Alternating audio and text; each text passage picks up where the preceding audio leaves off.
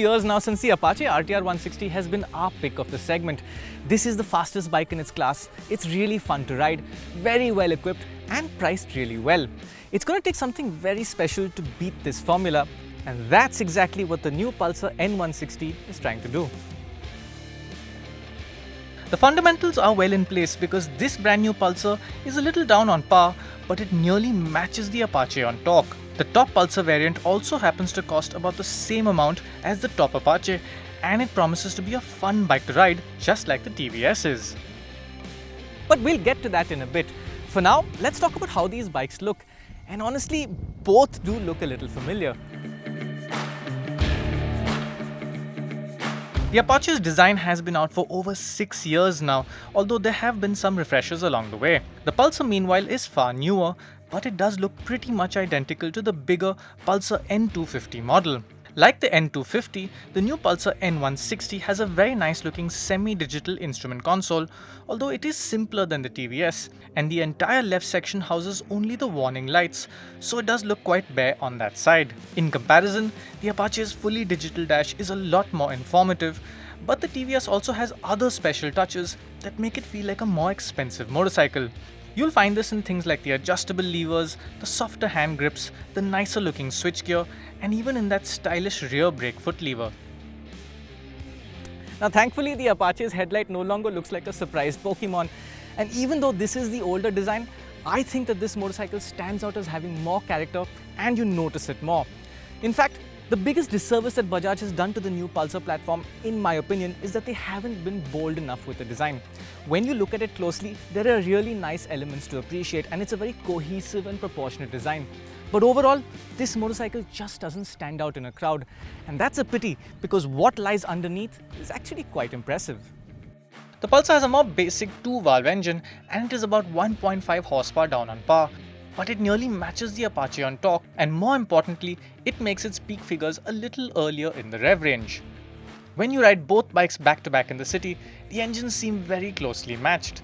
The RTR's motor does feel a little more energetic, and its glide-through technology makes it smooth sailing in the city, but there's a lot to like about the Pulsar's engine as well. It's very flexible and it pulls cleanly from right above 1500 RPM. It also feels strong in the bottom and mid-range, and the throttle response is very smooth and enjoyable. In fact, the Bajaj's refinement in the city is excellent, and it's even a little better than the TVS. The RTR has always had a super refined engine, and that hasn't changed. It also produces a nice sound, but we think the Pulsar sounds even better. Effectively, both these engines are very nice to use within the city. These two bikes now pack the nicest engines in the class, but there is a marked difference in the way they both perform.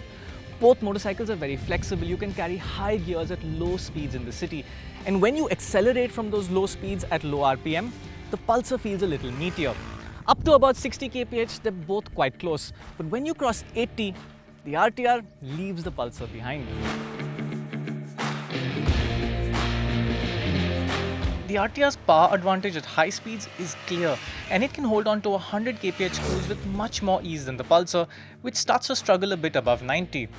Despite its performance advantage, the RTR doesn't sacrifice fuel efficiency, and both bikes are neck and neck in the city.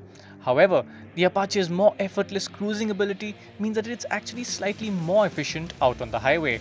Performance and efficiency are both equally important in this segment, but there's something else that matters just as much, and that's comfort. Now that I've ridden the new Pulsar in the company of similar motorcycles, I am a little surprised by how sporty this riding position is. The foot pegs are reasonably rear set, and this almost clubman style handlebar brings your hands in a little bit closer. Now it is not uncomfortable by any means, and it does strike a nice balance between comfort and sportiness. The Apache on the other hand is more familiar. The handlebar is wide as you would expect with a bike like this. It's a nice riding position, but the foot pegs are a little too extreme for me. You can see this angle out here, it's almost 90 degrees, and this is not a riding position I would want to spend a significant amount of time in.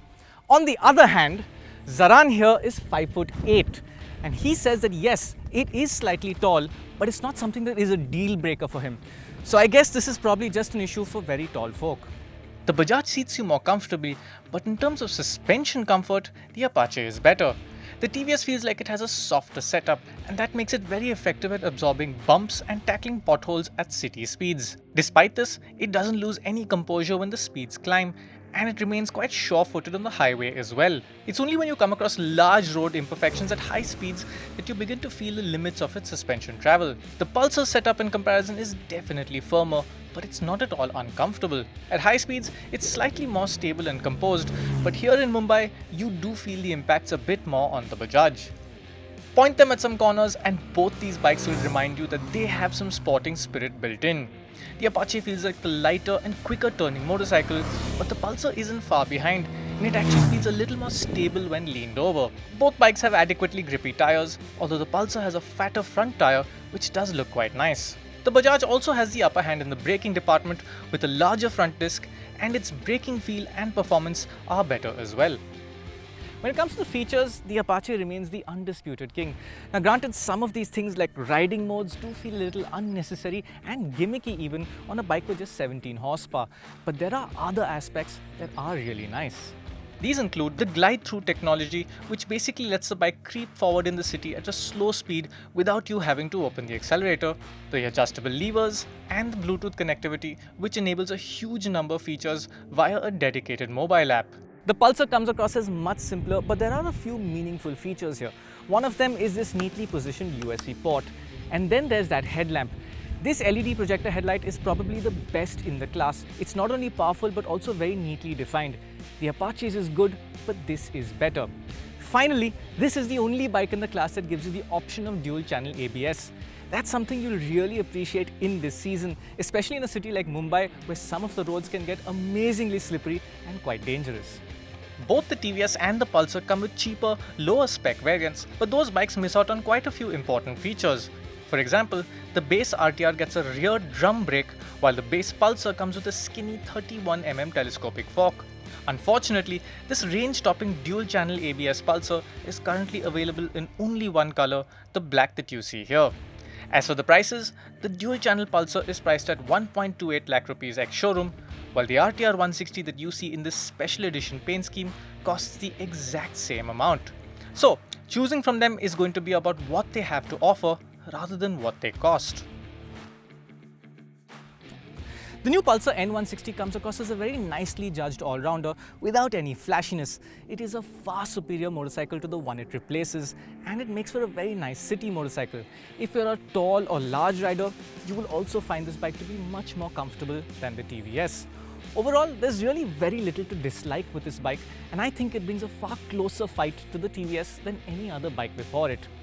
But the TVS still has the edge. It's a great city motorcycle, although if you spend a lot of time at highway speeds, that extra performance is something you will surely appreciate.